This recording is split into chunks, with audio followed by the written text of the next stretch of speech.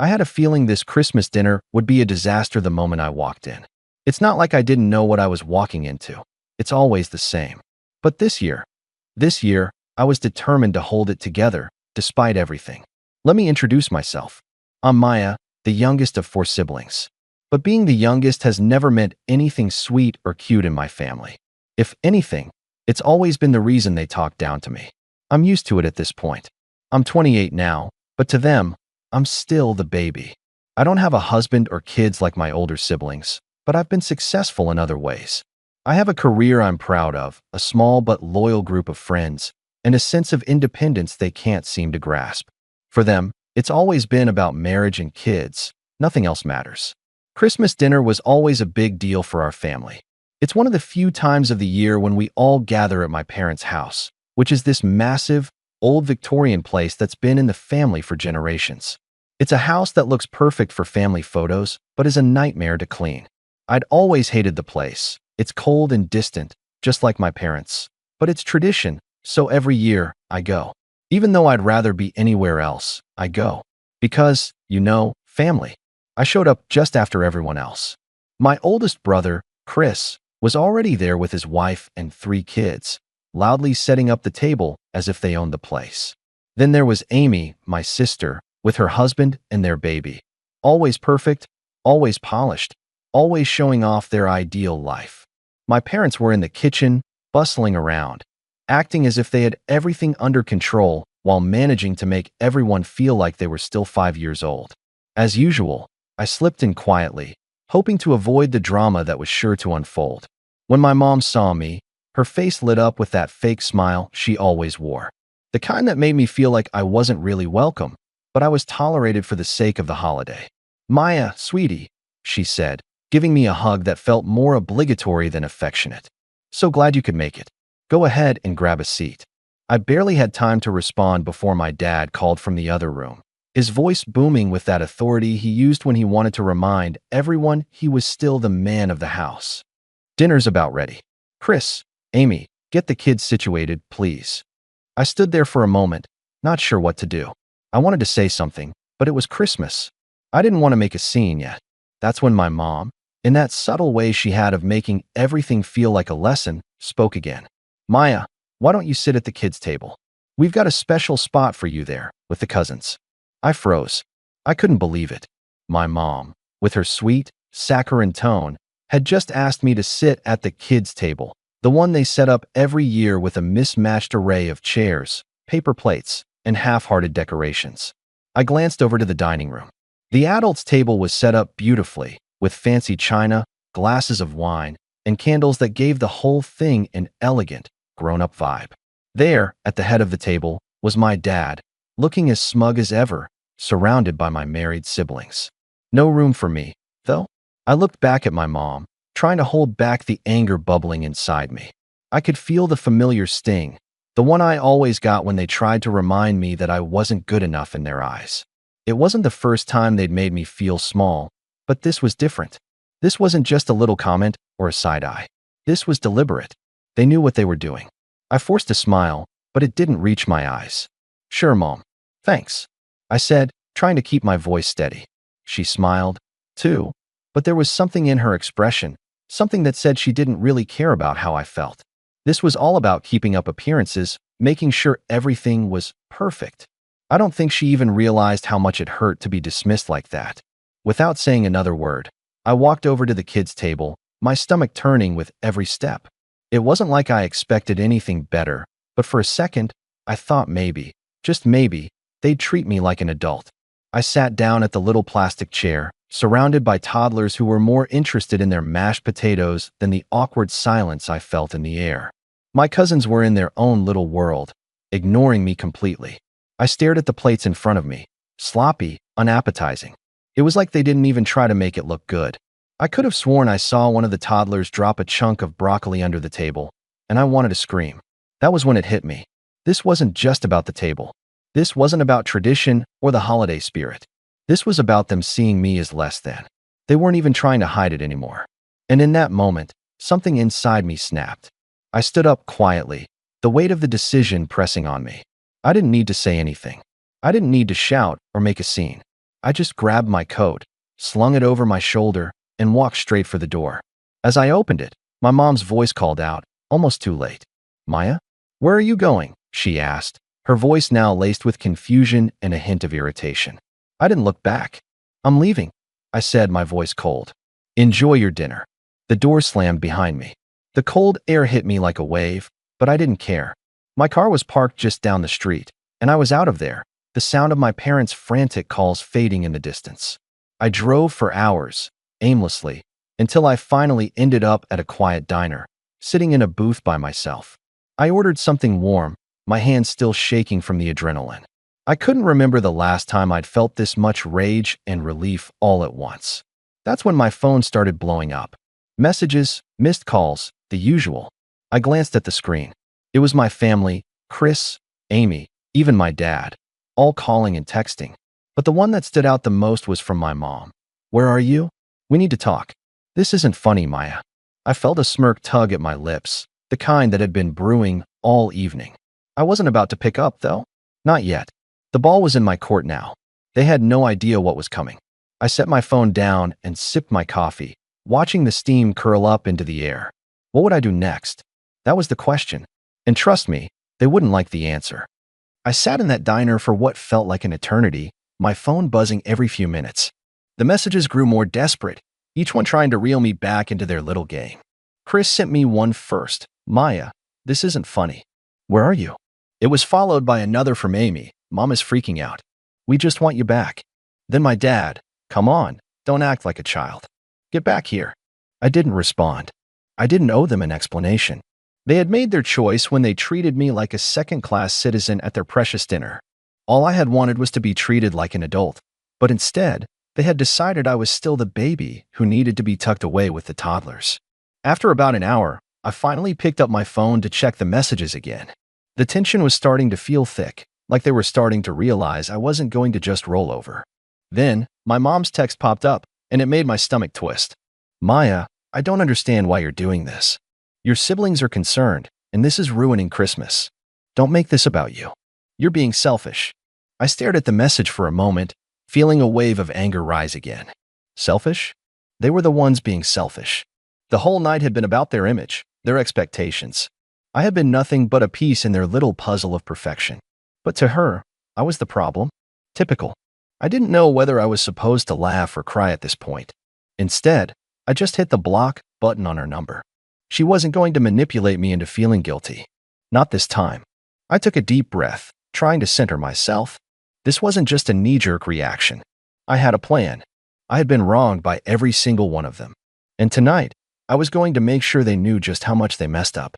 Later that evening, after I had finished my meal and the adrenaline had worn off a bit, I decided it was time. I pulled up the family group chat, where they usually all vented about everything and anything. There were already a dozen messages about me. This is ridiculous. She's acting like a child. What's the big deal? We didn't mean it like that. I think she's just overreacting. I scrolled through them, my fingers itching. I knew I could just ignore it, but that would have been the easy way out. No, I needed them to feel it. I needed them to understand that their treatment of me had consequences. I started typing, slowly at first, but then my words picked up speed. It wasn't just about tonight. It was about everything they had done to me over the years. You guys don't get it, do you? You really don't. This isn't just about a seat at the table. It's about how you've treated me my entire life. Like I'm not good enough, like I'm invisible unless you need something from me. I'm the only one who doesn't get praised for following the same script you all did: get married, have kids, play the game. But I've built my own life, and I'm doing just fine, so maybe it's time you all recognize that. I paused before hitting send, letting the weight of my words sink in. For the first time in forever, I felt like I had control over the situation. I wasn't begging for their approval anymore. I wasn't going to be their little project. I pressed send. It didn't take long for the messages to flood in.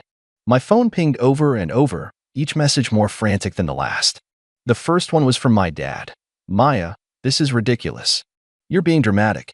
Get over yourself." Amy quickly followed. "You can't just leave like that and not expect everyone to be upset. What did you think was going to happen?" Chris chimed in.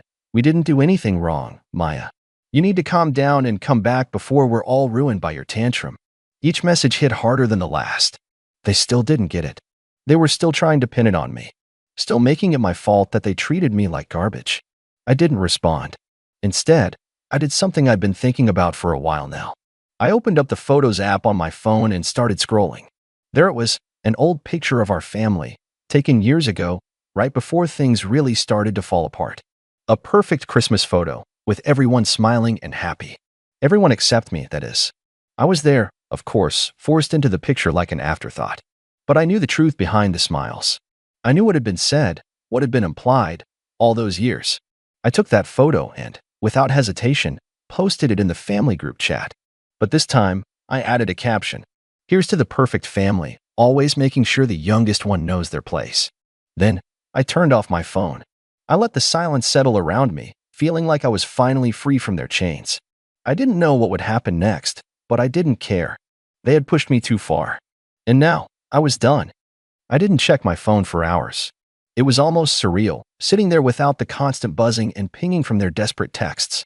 The silence was oddly calming, and I felt a sense of peace that I hadn't felt in years. For once, I wasn't the one trying to appease them. I stayed up late, just thinking. I knew what they'd be saying behind my back, even though they didn't have the nerve to say it to my face. My siblings, especially Chris, probably thought I was overreacting, thinking I was just being the drama queen of the family again. But I wasn't. I was done playing the role they had written for me, and if they couldn't understand that, well, I'd let them deal with the fallout. Eventually, I plugged my phone into charge and, with a sigh, checked it again. The notifications were as relentless as I expected. Dozens of missed calls. Texts that ranged from angry to apologetic, but all of them coded in an underlying frustration. I scrolled through them all, reading their words with a sense of grim satisfaction. They were unraveling, and I wasn't going to make it easy for them to put everything back together. My mom's text was the longest. I don't know what's gotten into you, Maya. You're acting like this is about us when it's really about you. You can't just run away from your family like this. You're tearing us apart. Please come back. Christmas is ruined without you. This isn't who you are. There it was, the guilt trip. The attempt to twist the situation so that I was the bad guy. They always did this, made me feel like I was the one causing trouble for wanting to be treated like a grown-up. Then, my dad's message. This is childish. We need to talk about this when you calm down. And of course, Chris, if you think walking out of the dinner was going to make a statement, you're wrong. You're making it worse. You owe us an apology. An apology? For what? For standing up for myself for once? For demanding to be seen as an equal in a family that only valued me when it suited them? No. I wasn't apologizing for anything. But then, there was Amy's message. It was different from the others. It wasn't angry or demanding. It was almost pleading. Maya, I know you're upset, and I understand why. But this isn't the way to fix things. You're my sister, and I love you, but you're pushing everyone away. Please, just come home. We can talk about this. It's Christmas, for God's sake. I stared at her words for a while. I had always been close to Amy. She was the one who used to defend me when the others would gang up on me as a kid. But now, I wasn't sure if I could ever trust her again. Not after everything she had let slide, everything she had silently endorsed when she knew it was wrong. I took a deep breath, my thumb hovering over the screen. I wanted to respond. I wanted to explain to her that I wasn't being a diva or causing drama, that I was standing up for myself, that I was tired of being treated like the perpetual child in the family. But I didn't. Not yet. Instead, I typed out a short reply. I'll think about it. I sent it and set my phone down, feeling a pang of guilt. But I shook it off. I knew I couldn't go back to that table, not without a serious change in how they viewed me. And I wasn't about to let them brush this under the rug like it was nothing. The next morning, I woke up to even more messages. Some were from family friends, asking where I was. They were genuinely concerned, but I didn't feel like explaining myself to anyone who wasn't part of the problem. And then, of course, there was a barrage of calls from my mom. But there was one message that stood out. It was from Amy again. Maya, I've been talking to Chris and Mom. They're really upset, and honestly, so am I. We're a family. You can't just isolate yourself from us like this. If you don't come home soon, it's going to get worse. Please don't make this more complicated than it has to be. More pressure, more manipulation, and still no understanding of what I was going through. They weren't hearing me. They weren't listening. I knew what they were doing, what they always did. They were trying to guilt me into coming back, trying to make me feel like the one causing all the problems, when in reality, it was their refusal to see me as anything more than the youngest child that had been the problem all along. I picked up my phone, opened the group chat, and stared at the screen. My fingers hovered over the keyboard as I debated what to say. I wanted to make my stand, to make them understand exactly why I was done with their treatment of me. But the truth was, I wasn't sure I was ready to go back yet. Not until I was certain they had changed. Until I was certain they saw me for who I really was. And then, my phone buzzed again. This time, it was from my dad. Maya, we need to talk. You can't just keep running away. You're going to regret this. It hit me like a ton of bricks. The same words, the same manipulative guilt trip. I could feel the tension building, like the walls were closing in around me. But I didn't respond. Not yet. The day dragged on, and with every hour, I felt the pressure of their texts, their calls, their attempts to reel me back into their orbit. But no matter how many times my phone buzzed, I kept my distance. I had made my choice, and I wasn't about to let them bully me back into the role they had cast me in. As evening approached, I found myself sitting alone, staring at the empty chair across from me, where I would have been sitting if I had gone back. A part of me, an old part, wanted to give in, to go back and make nice. It was Christmas, after all. A time for family, for togetherness. But I couldn't shake the feeling that if I went back now, it would be like admitting I wasn't worth fighting for. That all those years of being pushed aside were just fine. That they were right, and I was just being dramatic. I thought about the photo I'd posted in the group chat. The one where I was forced into a smile, shoved to the side like I was an afterthought. That picture had said everything I needed to say. I wasn't just upset about tonight. I was upset about every year they had treated me like this. Every birthday, every holiday, every family gathering where I was relegated to the backseat, never given a voice. They thought I'd just roll over and accept it, like I always had. But not this time. And then the phone rang again. This time, it was my mom. I hesitated, my finger hovering over the decline button, but something inside me told me to pick up. Maybe I was finally ready to hear what she had to say. Or maybe I was just curious how far they would go to make me feel guilty. I took a deep breath and pressed the green button. Maya, my mom's voice came through, sounding tired, exasperated. We need to talk. This has gone on long enough. I stayed silent, letting the words hang in the air. She waited for me to respond, but I didn't say anything. Look, she continued, we're family. You're making this more complicated than it needs to be. I don't know what's gotten into you, but you're pushing everyone away. Your dad is upset. Chris is upset. She paused, clearly trying to gather her words. I'm upset, Maya. I almost laughed. They were upset? After everything they had put me through, they had the audacity to say that? I could feel the old anger bubbling up, but I swallowed it down, not wanting to let her see how much she still got to me. I'm not pushing anyone away, Mom, I said, my voice calm but firm. I'm just not playing your game anymore. I'm not going to sit at the kids' table, be treated like I'm invisible, and pretend everything's fine. She was quiet for a moment. I could almost hear her processing my words, trying to figure out how to turn the conversation back into a guilt trip. You can't just leave us hanging like this. Your dad's trying to make Christmas special. The whole family is here. It's not just about you, Maya, she finally said, her voice almost pleading. You're breaking the family apart. You know, I've spent my entire life trying to make everything work. Trying to fit into the mold you all created for me. But no one ever saw me, did they? I shot back. You didn't want me as an adult, Mom. You wanted me to stay the little kid forever. And tonight was the last straw. She was silent again, and I could tell it was hitting her. For the first time, she was hearing what I was really saying. It wasn't just about the seat at the dinner table. It was about how I'd been treated all my life. I'm sorry, Maya, she said finally, but her voice was soft, uncertain. I didn't know you felt that way. Yeah, well, it took me a long time to realize it, too, I replied, my voice softening just a little. But I'm done pretending. There was a long pause, and I could feel the tension in the air, even over the phone. For the first time in forever, I felt like I was finally being heard. Like I had control over the situation. And it felt good. It felt empowering. Finally, she sighed. I get it. I really do. But I'm still your mother, and I just want us to be a family again. I let her words hang in the air for a moment. There was a time when I would have run back to them, desperate to make everything okay. But I wasn't that person anymore. I had learned the hard way that they would never change unless I forced them to see me as an equal. I'll think about it, I said, repeating my earlier response, but this time it was different. It wasn't about me caving in. It was about taking my time. It was about them realizing that I wasn't just some afterthought. that I wasn't going to let them pull me back into their toxic cycle without change. All right, my mom said softly. I hope you'll come back soon. I just want you to be happy. I hung up the phone and sat back, breathing deeply. It wasn't over. It wasn't a neat, clean resolution. But for the first time in a long time, I felt like I had taken control of the situation. I wasn't going to let them walk all over me anymore.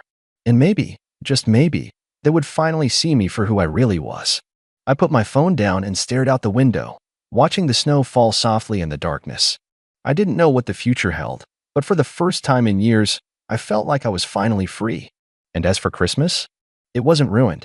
Because for the first time in my life, I was going to take care of me. The rest could wait. As I sat there, letting the snow fall gently outside, I couldn't help but wonder, did I do the right thing? Or did I just walk away from something that could have been fixed? Let me know in the comments.